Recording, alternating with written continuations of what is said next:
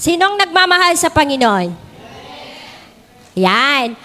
Ang ating pagmamahal sa Panginoon, ito yung tanda, yung ating pagbibigay. Dahil mahal na mahal niya ang Panginoon, hindi siya mapipigilan sa kanyang testimony tungkol sa pagbibigay. Tinatawagan ko na po sa ating kapatid na Sister Mitch Jimenez.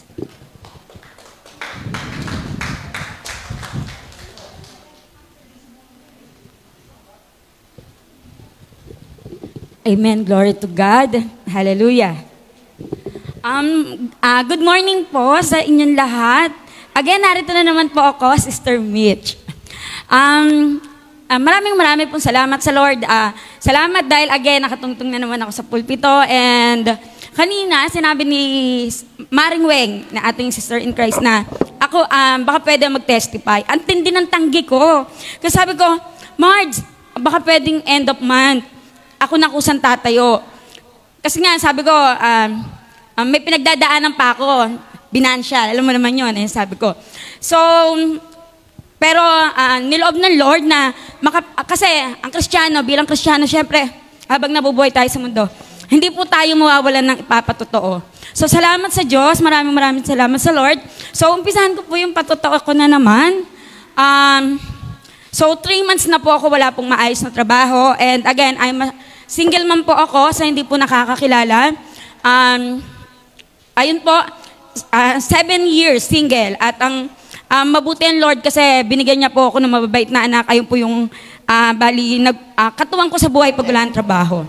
So, ano ko lang po konti, not to brag, but to inspire po and to testify God for His glory.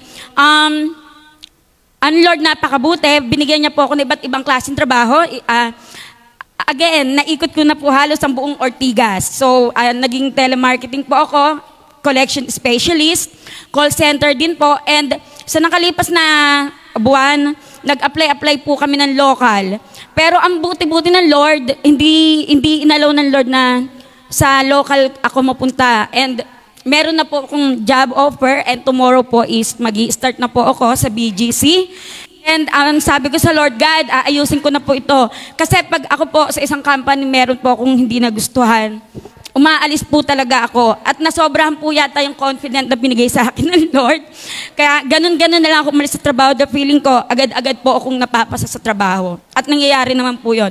So ito po bukas, tomorrow, start ko naman po BGC. And I really thank God. So, lagi po natin tatandaan na mabuti po ang Diyos. Lahat naman po tayo nakakaranas ng mga problema, mostly financial. So, lagi po natin ibigay yung pagpupuri natin sa Lord, yung pasalamat, kahit yung sa kabila ng wala tayong, minsan kulang talaga. Pray lang po tayo, sa pagising sa umaga, pray. Ayun po like ko sinasabi, kahit po sa Facebook page ko, like po ina-encourage to pray kasi napakahalaga po nun. And, ayun po, marami pong salamat again sa Lord. All glory belongs to Him. Meron po akong verse. Okay, sa Malachi chapter 3, verse 10 to 12, bring the full tithe into the storehouse so that there may be food in my house, and thus put me to the test, says the Lord of hosts. See if I will not open the windows of heaven for you and pour down for you an overflowing blessing. So, gusto ko lang po ipag-pray ang bawat isa. Hallelujah. Glorify your holy name, Jesus. O Diyos na banal na makapangyarihan sa lahat na may lalang ng langit at lupa. Diyos sa kasalukuyan, Diyos sa nakaraan, at Diyos sa magpakilanman. Minsan pa, Ama, marami pong salamat sa pagkakataon, God, na makatungtong dito sa pulpito. Dahil, Lord, naniniwala ako ang lahat po dito, Jesus, oh God, ay binibigyan mo ng pagkakataon para ipakilala ang pangalan mo, ang kabutihan mo, at ang katotohanan mo. Father God, I pray for those people, Panginoon, na nag-i-struggle sa bawat aspeto ng kanilang buhay, God. Dalangin ko, Ama, help them. Oh God, help them, Jesus. Ipagkaloob mo po, Panginoon, yung mga nararapat sa kanila.